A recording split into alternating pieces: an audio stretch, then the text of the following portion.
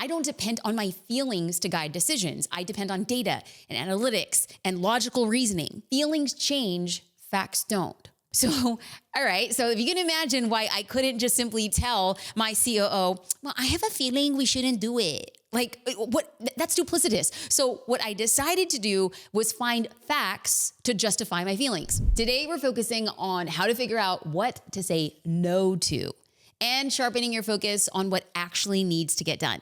So have you ever gotten to the end of your workday and then you just felt exhausted from all the work that you did, and then you find yourself asking, what did I actually get done? Like, you felt busy, but were you truly productive? I'm going to be sharing a few recent examples of things to which I said no to, which, let me start off by saying, it makes no sense to say no to, but I knew I had to, and how they help me stay focused on my goals. Before we do that, I want to highlight a note from recent podcast reviews.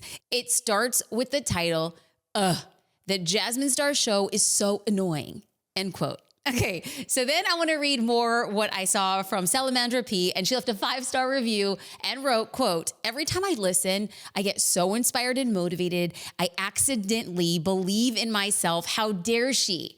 And don't get me started on how actionable her strategies are. Honestly, it's exhausting being this uplifted after every episode, end quote.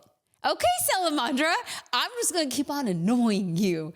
Thank you for leaving a review. They truly help us grow this show and they impact our businesses. And so for people who are leaving reviews, thank you. Now back to the show. In November 2024, I was approached by an organization to serve as a strategic marketing partner. Now, I'm not going to get into the specifics to respect their privacy, but there are 3 things I want you to know. 1, we had forecasted this partnership and added it as a byline in 2025 for our projected revenue.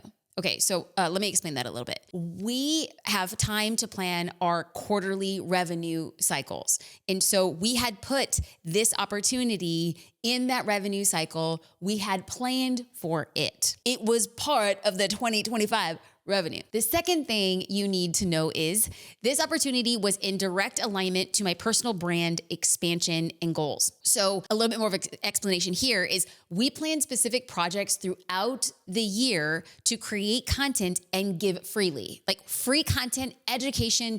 We want to create goodwill and trust with people. And for me, education has been the best way for me to accomplish this. And we thought, like, genuinely, that this project would align with those goals and create synergy by creating free will, amazing content, and push it out there. We saw that in alignment. So the third and final and rather vulnerable thing that I need to share is that I didn't want to do it. So back in 2024, I suspected that this company was going to reach out, and I told myself to gratefully accept the opportunity, even if I felt resistance to that commitment. When they sent over the contract in December and then they asked me to finalize the details, my COO asked to amend the contract and update things that I didn't really feel I was all that excited about, like deliverables, timeline, compensation, and then they agreed. And yet, when January 2025 rolled around and I had to sign the contract, I couldn't do it. It made no sense at the time. And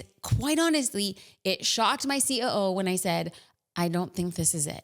And she wanted to know, like, why exactly I was going to say no. And here's where I'm going to get very real with you and let you know that what I had was a feeling, like a resistance, if you will, to agreeing to the project. But I've always said on this show, you've heard me before, that I don't focus on feelings, I focus on facts. I have always said to you, and I've always said to my team, that I don't depend on my feelings to guide decisions. I depend on data and analytics and logical reasoning. Feelings change, facts don't. So, all right. So if you can imagine why I couldn't just simply tell my COO, well, I have a feeling we shouldn't do it. Like, what? That's duplicitous. So what I decided to do was find facts to justify my feelings. So I want to say that again.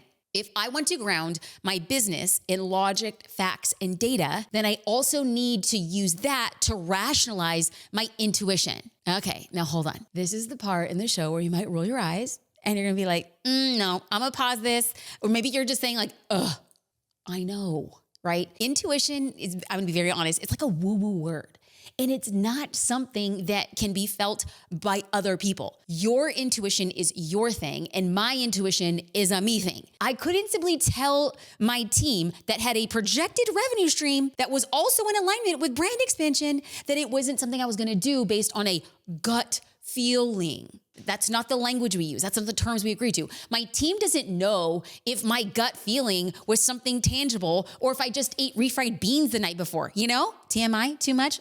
Still not gonna come. I'm still rolling with it. So I took a step back and I reminded myself that intuition is the body's language of pattern spotting. The brain looks for patterns. I will also come out and say that my brain is good at finding patterns. In fact, the brain is a predictive machine. So the more a pattern appears, like someone entering your office and the pattern is that they say hello, or the pattern being that your mailman comes every day at 2 p.m. Well, the more the pattern appears, the brain begins to predict what happens next. But what happens when things go against the pattern? What happens when somebody walks into your office and doesn't say hello? Well, your brain immediately fires off a signal, hey, something's off. Are we certain? Are we irrefutably sure that something is wrong? Because pause, right? Every day, somebody comes into the office and says, hello, good morning. Hello, good morning. Hello, good morning. That person comes in and doesn't say anything at all. We say, our brain says, something's off here. Now, are we sure? Are we certain? Well, no. But our intuition, AKA our pattern spotter, signals that something might be. Now, some people regularly ignore the signal, but I've learned to get curious. When my intuition is telling me that something might be off, I just start asking questions. Here are 3 simple questions that I ask myself to challenge my intuition. Pause. Why am I sharing this right now? Remember how I told you I had an opportunity that was in alignment for revenue we had already projected to be in 2025, and I was like, something's just not right. I am saying this because in business, you will have opportunities that seemingly go and follow a pattern, and when there's a pattern interrupt, I don't want you to say, I have a feeling. I want you to say, okay, let's ground this feeling in fact. How do we do that? Question number 1. Has there been a pattern in the past that appears similar to this pattern so you might be able to predict an outcome? For example, my intuition was guiding me away from this project because when we planned our other projects for 2025, quarter 1, January through March, was beyond crazy for me. We were launching your biggest launch ever. Then I was gonna be teaching that live for 10 weeks. I was facilitating my 7-figure mastermind, and I was facilitating a live event. I had speaking events around the United States. I was creating my podcast with guests. I'm meeting with companies that I am an advisor for, and I was slated to begin content creation for an exciting new offer dropping later in quarter 2. Right? So just looking at my calendar made me think twice. It made me dizzy, but I had been here before. I recognized previous patterns of calendar chaos, and my intuition was reminding me of what it could mean. It could mean overwhelm, pushing at all costs, and burnout. The second question I ask to challenge my intuition is, has there been a pattern in the past that appears different to this current pattern so that you might be able to predict a different outcome? For example, my intuition was guiding me away from this project because when I saw the pattern of empty space on my calendar, I saw a pattern of calendar chaos and it led me to overwhelm, stress. Then I saw the pattern of empty space on my calendar. And what did that lead me to? Having more time to think, plan, and build into a bigger vision. When I had time to work on the business and not in the business, that's when I saw massive growth spurts. My intuition was guiding me away from this project and pushing me towards creating pockets of space to focus and not fill every moment with things that are good, but they keep me from what could be great. So let's review before we move on into the last question. Our intuition is less woo-woo magic power and more of a predictive part of our brain looking for patterns to match similar outcomes. If my intuition is sending me a signal that something might be off, let me pause and ask questions. I'm gonna ask myself question number 1, has there been a pattern in the past that appears similar to this pattern so you might be able to predict a similar outcome? And question number 2, has there been a pattern in the past that appears different from this current pattern so that you might be able to predict a different outcome? The last question I challenge my intuition with, because remember, we're challenging our intuition to root our feelings in facts. Question number 3, does this pattern leave you energetically inspired or drained?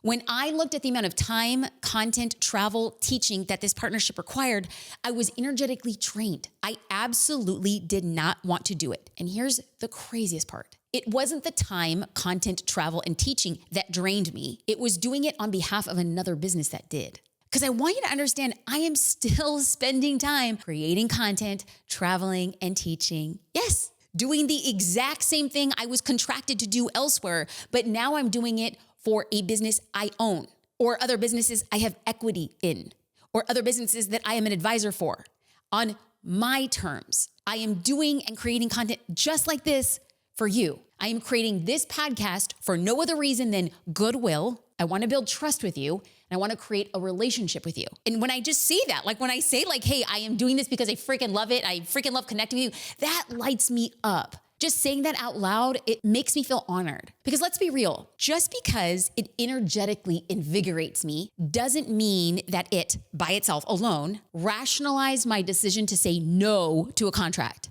It did, however, give me the words to use to my COO to explain using data and facts why I did not want to pursue it. Fact 1 that I shared with my COO. When there was a similar pattern of calendar chaos in the past, I was frustrated, I was overwhelmed, and I was resentful. Creating that chaos isn't good for the business. Fact 2, when there was a pattern of empty space on my calendar, I spent time focusing and building into the bigger vision for our company. Creating space and focus is good for the business. Fact 3, when I'm energetically inspired creating content like this podcast right now, it's best for the business. I promised my COO that saying no to the proposed project would allow us to say yes to bigger and better projects that we owned outright or had equity in. I simply told her that I needed to make the courageous decision to say no to the good, to leave space for the great. I needed her to believe with me that something better was coming, but we needed to allow the space for it to be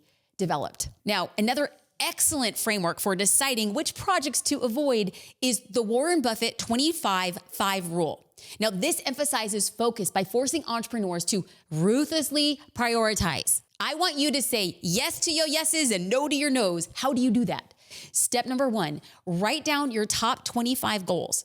List the 25 most important goals for your business, maybe they're goals, projects, whatever you want, and that you say, I want to do all 25. 25 is so important that you want to accomplish in your career or business. Okay? Let your brain roam free. Literally write down everything you want to do in your business in the next 1 to 3 years. This step helps you get very clear and get a clear view of everything competing for your attention. These could include launching new products, scaling your operations, personal development goals, partnerships, or anything else on your radar. You're just saying these 25 things are gonna push me forward in life and business. Cool. Step 2, circle your top 5 goals from the list. Identify the 5 goals that matter most to your success and your long-term vision. Now, those 5 things, they're your absolute priorities. I want you to think about alignment with your long-term vision. Does this get you closer to that? Potential return on investment from your time, your energy, your money. I want you to look at your top 5 things and make sure that there's a level of strategic importance to your business growth. Those top 5 things, those matter most. Step 3 is to categorize your top 5 list. So there are goals or projects that you're going to commit to and you're going to pursue with your energy and focus. If it is not part of your top 5 list, you must put it in the avoid at all costs list. Ooh, like, yes, I am drawing a line in the sand. The remaining 20 goals become your do not touch list, even if they might seem valuable or tempting, sexy, fun, eye-boggling. Okay, they distract you from your critical priorities. Your critical priorities are going to be the thing that are going to push you forward. These are projects or goals that you're going to deliberately set aside. Those 20, I am deliberately setting aside. There I look amazing, fun, wonderful, amazing opportunities. I'm going to put them aside, even if they seem valuable. Back in January, I was contacted by a relationship that I had been cultivating for a year. I love this organization, and I think the founder and I think we can do a lot of great things together. When their president reached out to me to propose a joint opportunity, I wanted to jump on this. I was like, yes, let's go. It felt like a no-brainer. It felt like a win. Remember, but feelings are fleeting and feelings change. Facts don't. Everything was in alignment, but my intuition was signaling that right now might not be the right time. I began challenging my intuition. And when I still struggled to decide, then I reviewed Warren Buffett's 25-5 rule. That venture, no matter how awesome it seemed, and it was just not on my 2025 top 5 list. As much as it hurt to say no, my focus remained on my top 5 to ensure that I had my highest leverage strategic goals in alignment. So why does this work? Well, the genius of this framework is in the fact that recognizing the biggest threats to focus are not meaningless tasks. The biggest threat to focus are seemingly important ones that dilute your energy. You could say, this is important, it's amazing, but it dilutes my energy. By consciously avoiding those middle tier projects, those top 20, you free up time and resources to excel at your top 5, to excel at the most impactful ones.